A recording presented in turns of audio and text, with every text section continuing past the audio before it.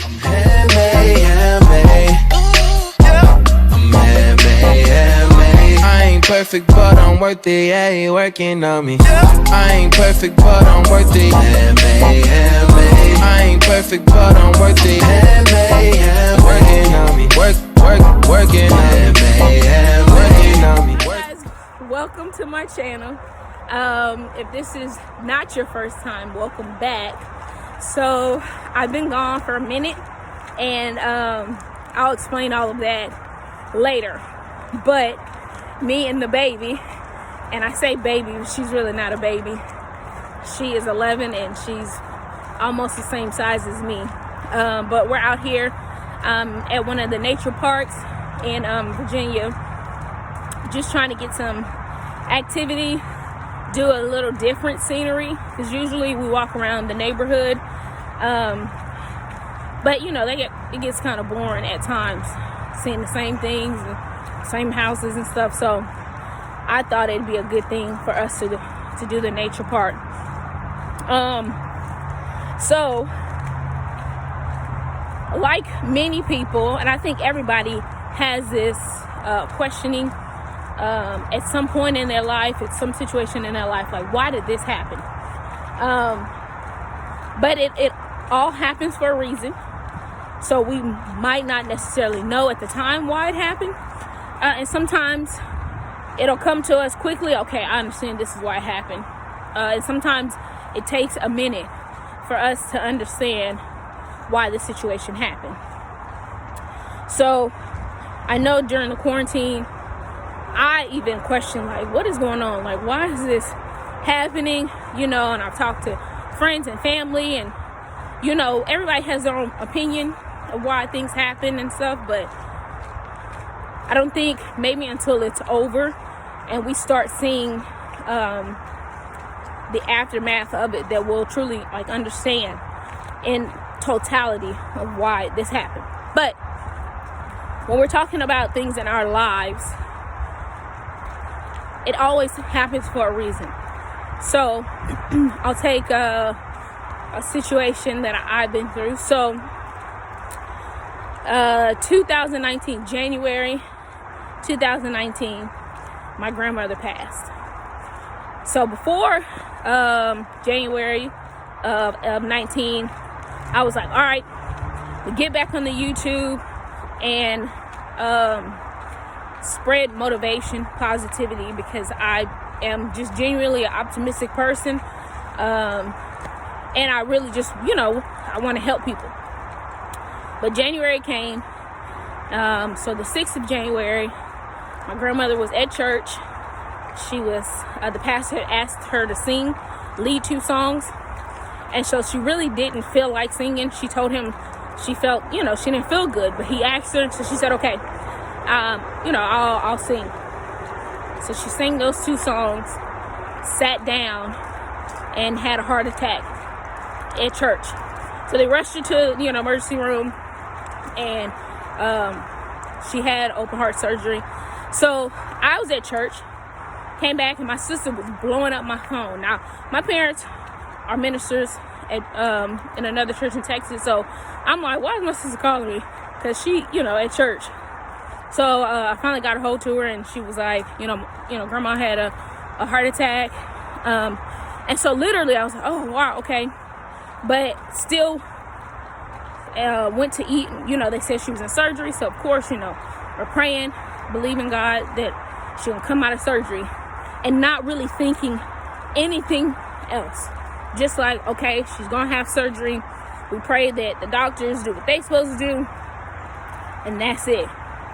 She had surgery. Her heart was too enlarged for them to close her back up. So they waited the 7th. Her heart was still enlarged. It didn't decrease, so they couldn't close her up. And then her kidneys started failing. And then by the 8th of January, she had passed. So, start of the new year. And it's always crazy, like, I don't know why we as people, like, think, like, it always has to be, like, the start of something for us to get a jump start on what we want to do. And I'll take that for myself. like if I'm working out, if I want to start a new workout, I might see something, or I want to start a new challenge. I'll see it like maybe on Wednesday or Thursday, but then I'm like, all right, I'll wait till Monday. But that's crazy, because why not start now? Why not start if you see it at that, the night before? Why not start that morning? I don't know. I think it's just like a mental thing, right? So going into January 2019, I was like, man, this is not how I thought the new year would go and how I would start my new year, right? So very unexpected that she passed. And we had seen her November, Thanksgiving. We had seen her. She came to my parents' house in Texas. My aunts, both my aunts, my uncle had came. My dad's brother, his sister, their family had came. So we had a whole house full of people. My grandma's sister came. So it was just a lot of people in the house, a lot of love, a lot of laughter. My brother had surprised my parents, and they hadn't seen him in like, I don't know how long, so it was just amazing. We had all these people and everything. And even then, she didn't seem sick. She seemed a little skinnier. So I had made a joke like, oh, what you doing? You trying to get fit? But even in that, she didn't look sick. She didn't say anything to any of us. So I think that by that just kind of took us by surprise. So when that happened, it kind of like knocked me, because I'm like, I just seen you. And not only that, like, I think when people die, when it's very unexpected, it kind of just like rock your mind, like you're not supposed to die because you wasn't sick. Not that people can't pass unexpectedly, but it just hit you a little different. So that kind of messed up my whole year, and it's because I let it. A lot of times we go through things, and some people might go through something that's devastating or tragic to them, and they bounce back and they kind of take it on the chin and they go. And for some other people, they question a lot of things. I remember I was at church, and I think it was the beginning of the year of 2019, and someone had said something like, just thank God for what he's going to do for you this year. And usually, everybody would cheer. I would cheer and thank God. But I was sitting there like, I don't know how I'm gonna cheer. Like, my grandma is, she's passed. Like, you allowed it to happen, So I questioned that. And so all that year, it was really like a struggle for me. Then we fast forward to, sorry, something just flew in my eye. So we fast forward to this year, and people tell you not to look at anniversaries of people's death, anniversary of their birth and stuff, because it's more hurtful. Like, oh, she died on this day, or we would have been celebrating her birthday on this day. But around that time, that same week, I had a individual at my job who had just lost someone, and they were going through. So the exact same day that my grandmother, the day after my grandmother had passed, I was emotional. But she, I talked to her and stuff, and even talking to her and encouraging her about, her loved one passing, it kind of helped me. And it's weird that it happens like that. But a lot of times we go through things not for ourselves. We go through it to learn and to help somebody else. So I'll fast forward to maybe like 2 weeks ago. I was sitting on the couch, and I wasn't even thinking of my grandmother. I think I was just watching TV. And it just came to me. If she was still alive this year, because my grandmother, she was a diabetic, she smoked, and so she was home by herself. If she was still alive this year, and God forbid she had got COVID-19, coronavirus, whatever you want to call it, because of like restrictions, because of a lot of restrictions on the states. If she would have passed this year, we wouldn't have been able to go see her. She would have passed by herself. We wouldn't be able to go view her body. We wouldn't have a funeral, and we wouldn't have closure. So I immediately, when that thought came to me, I called my mom, and I was like, Mom, you know, this is, sometimes we question God or whoever you pray to, whoever you believe, we question, you know, why did this happen, or why did you take this loved one, or why did I lose this job, or why did this relationship not work? But it happened for a reason. But the thing is, not to like sit in it like I did, because I sat in it. I was angry, I was sad, I was hurt. See, you know, that was my last grandparent. All my other grandparents had passed, and their deaths hurt as well. But I think when she died, because hers was unexpected, it just kind of, you know, it felt different. Like, that's the last one. So I called my mom and I told her that, and she was like, you know what, you're right. And I think in that time, it was kind of like an aha moment, you know. I didn't want her to suffer. We wanted her to be at peace. We wanted to see her. We wanted to view her body and do our final, like, farewell to her at the funeral. And if she was still here this year, and God forbid she had passed January of this year, or a little later when the pandemic is happening, we wouldn't have that opportunity. So I hope that encouraged you. Because a lot of times we, as people, we look at things and we don't know what's going on, or why this is happening, why this is, something didn't happen. So you go the opposite way and be like, all right, I didn't get this job, or I didn't get that promotion, I didn't get this house.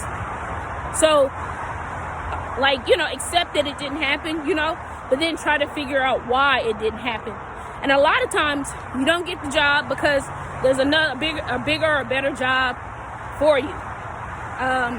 You didn't get that house because there's another one better in your price range, with less, you know, things going on wrong with it. So you got to take that for what it's worth, you know, and know that we're not going to get everything that happens, you know, everything we want, we're not going to get that. But I hope that encouraged you guys. And look at the things that you have in your life. Sometimes we complain about stuff that we really don't need to be complaining about, you know, or just be grateful. I think one of the things, because there might be a lot of things that come out of why something happened to you. So I think one of the things during this pandemic is for us to be grateful. Be grateful of the things that we do have. Be grateful for the jobs that we do have. There's a lot of people that don't have jobs. A lot of people who don't have job security. So I'm in the military, and a week before the pandemic happened, like schools in Virginia, originally they were like for 2 weeks they're gonna close down. But so, you know, our leadership was like, okay, for the individuals who are single parents like myself, and your kids are, you know, going to be at home, and you don't have anything, like, you guys will work from home. So you think like, oh, okay, you know, and you just think like, okay, we'll work from home for these 2 weeks, and then after the 2 weeks, the kids going back to school, I'm going back to work. But literally, I never went back to work. We have been working from home ever since, I think maybe like the first or second week of March. I've been working from home. Still getting paid, still getting all my benefits, never missed payments on any houses or anything like that. So when you look at it, and not just look at yourself, like really look at the news. Because I know sometimes the news, the numbers ain't all right. Sometimes it's fake news, sometimes it's propaganda and all that. But if you decipher through all of that and really look. There are people out here who cannot pay their bills. There are people out here who don't have a job, who have to go to work and leave their kids with somebody else, not knowing if this person is sick or my kids are going to get sick. So, and like thinking about that, as much as I,